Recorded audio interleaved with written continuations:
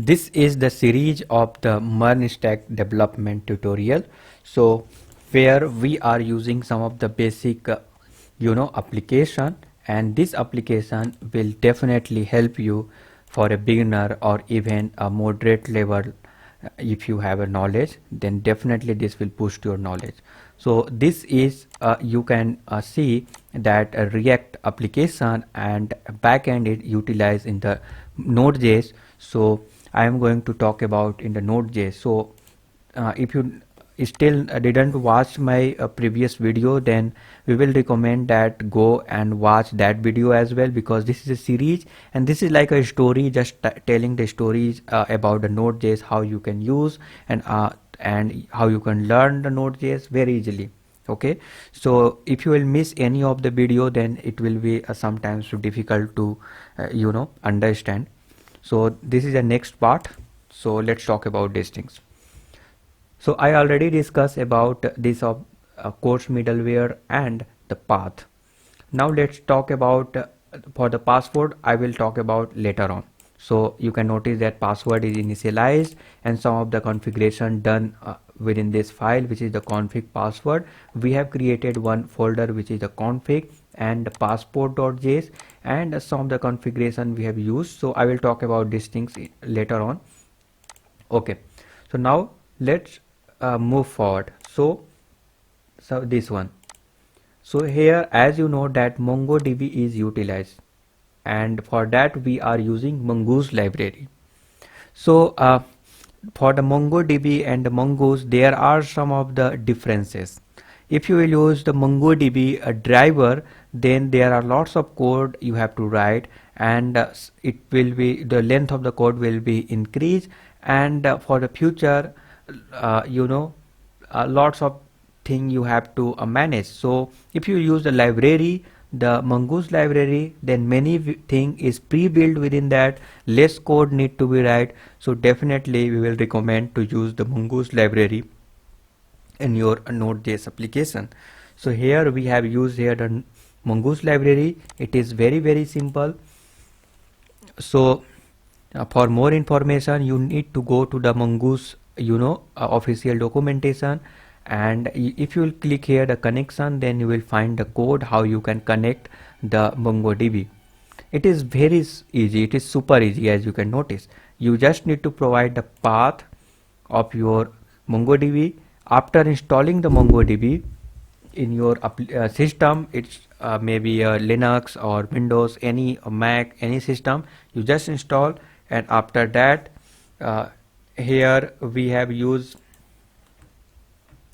Compass.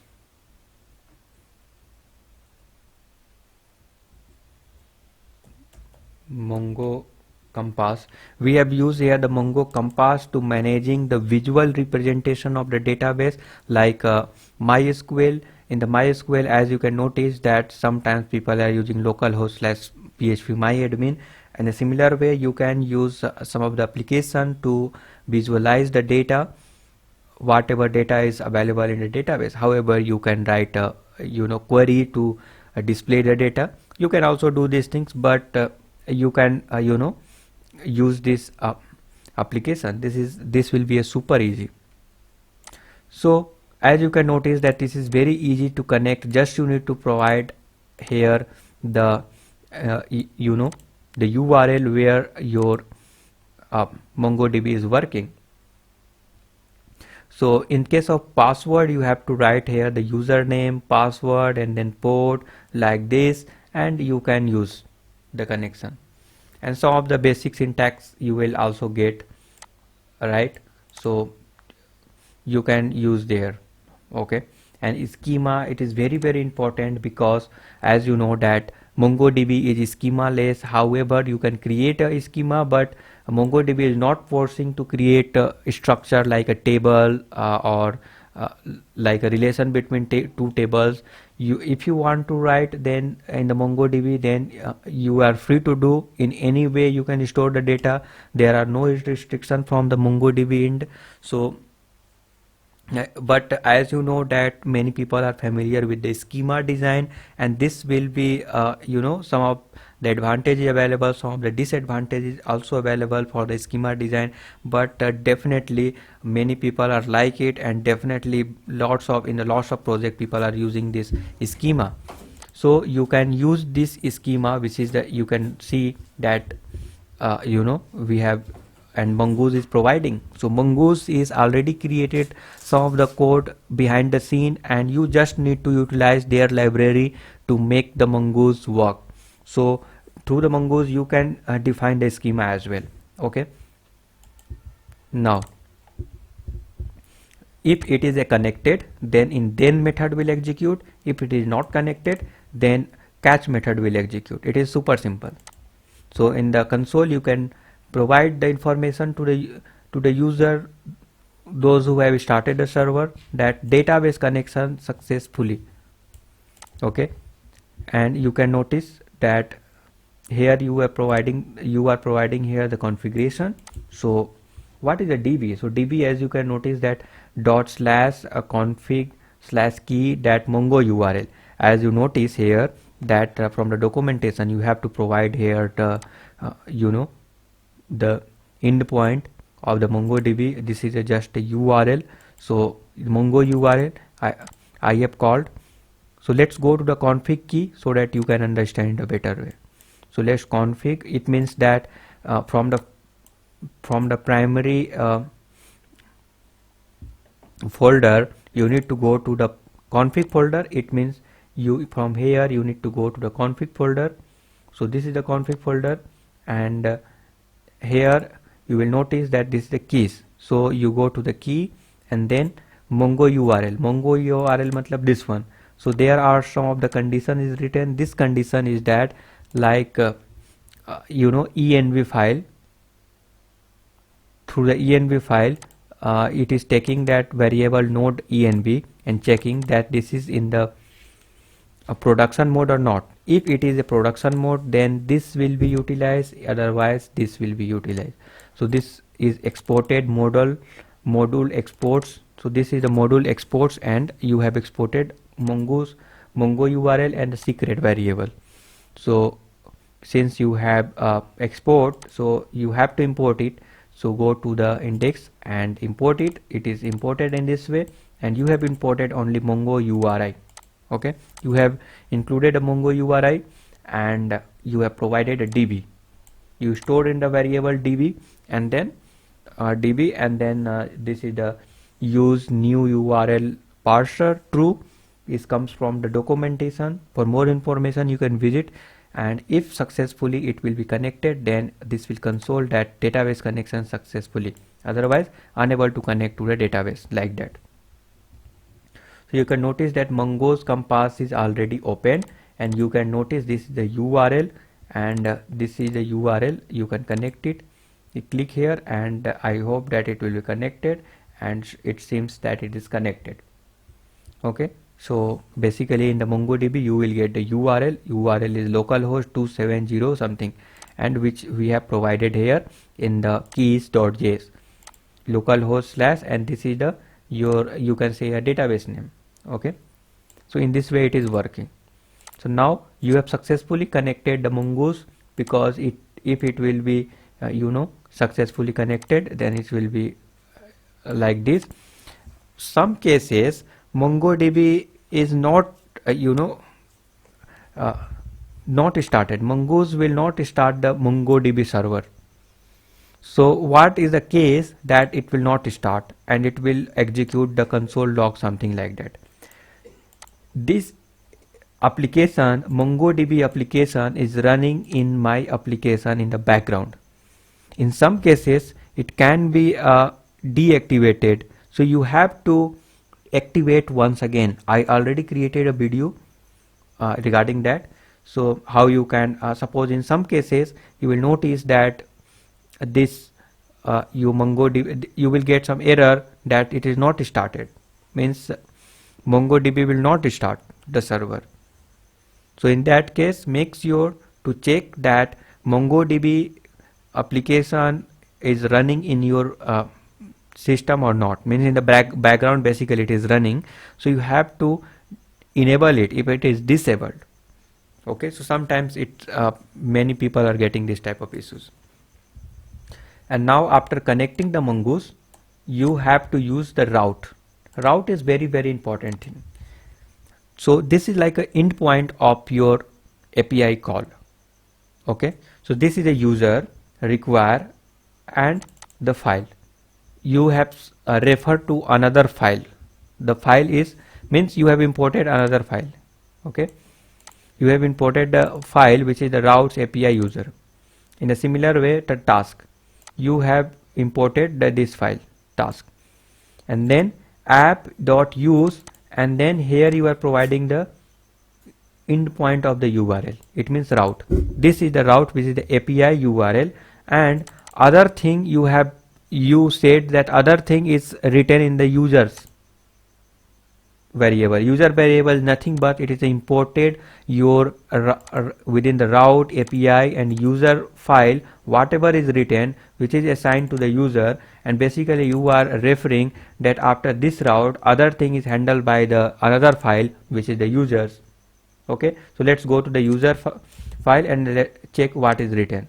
So you need to go to the routes. So here is the routes folder, and then need to go to the API. You have to go to the API. It is you already go to the API, routes or API, and then this is a user. So let's go to the user.js, and other thing is written here. Okay, so after this route, it means API user, if you will write here the /register, then this will be execute, and this is a post method. Okay, so this is the post API, and it is another parameter are taking REQ, means request or response. Two variable, first is for the request, second argument for the response. Okay, make sure that request or response.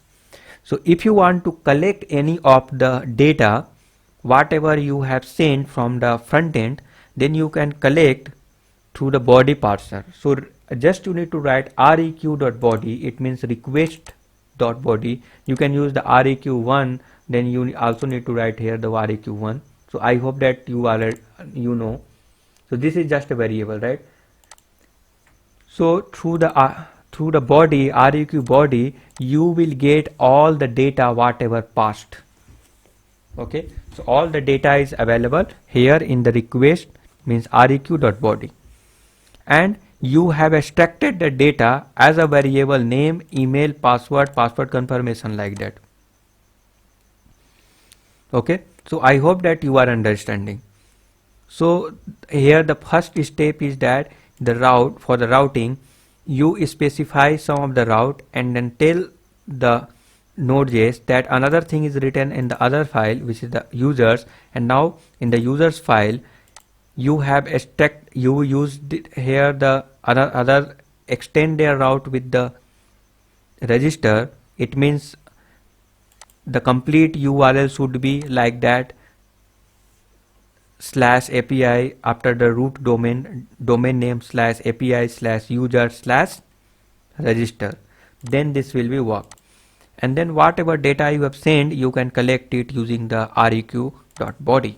You have selected all this data. Okay, and then you have written some of the other condition to make this API work. So I hope that you are understanding that how routing is working in the Node.js application. Okay, so before that, let's go to the, here you can notice that some other library is also utilized. So what is the library? The first library is the Express. As you know that Express is important, you have to use. And then here Express, Control F, Control V.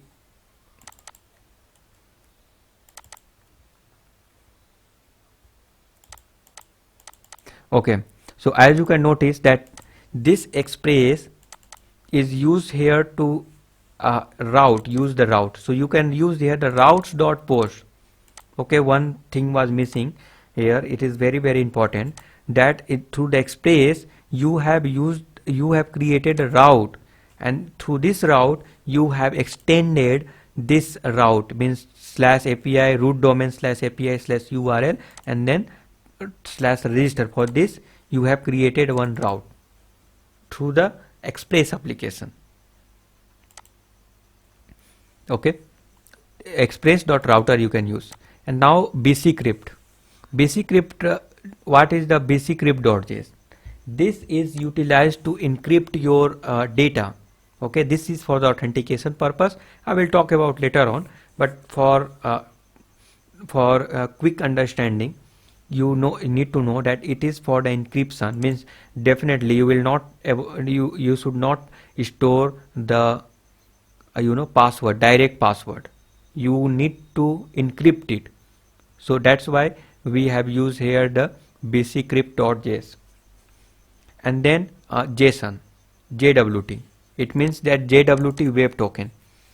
As you know that authentication, JWT based authentication is nowadays very popular.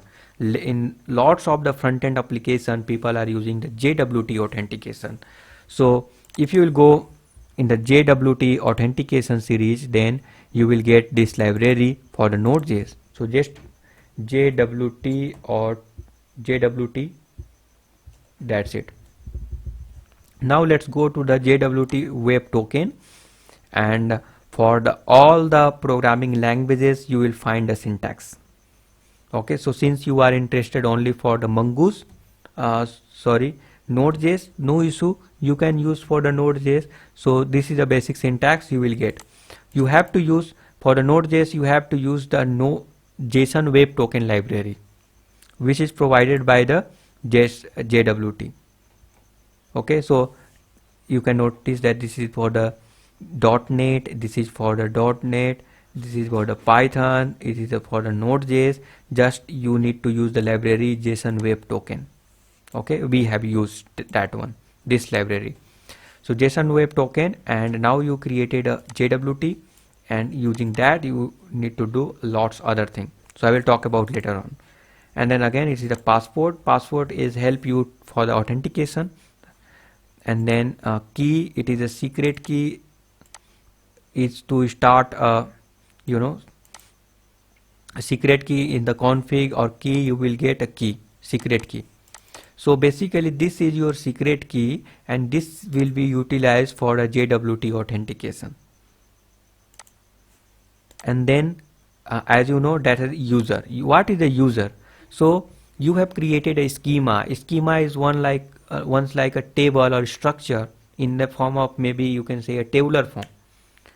So this is a schema which is created through the Mongoose library, with the help of the Mongoose library, and we have imported because we are going to use that particular file in this routing file. So that's why we have imported here.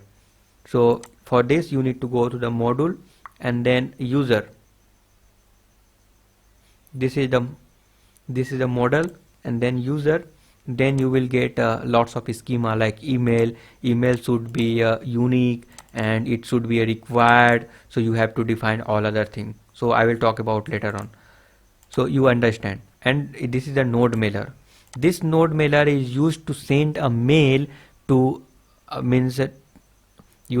to send a mail. So for the sending an email, you need to use certain library in the in the Node.js, and that library is the node mailer. So I will also talk about these things. So these are the library we are going to use in this particular project, and some other which is already I talked about, whatever is available in the index.js. So slowly we will move, and we will talk about all these things. This is like a story, and definitely if you will listen this story, you will understand all these things very easily.